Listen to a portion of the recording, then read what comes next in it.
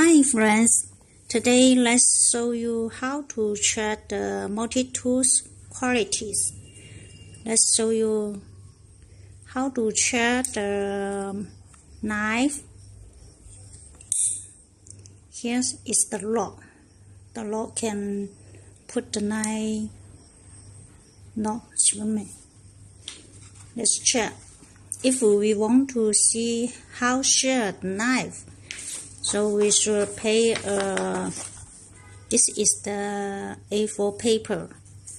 Let's cut the paper for test. Yeah, that's it. Very sharp knife, right? And how to check the pliers. Here is the plier. You can see here the white cutter. How to check the white cutter is you can check the light here.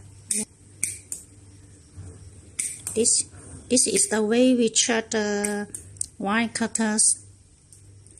Today is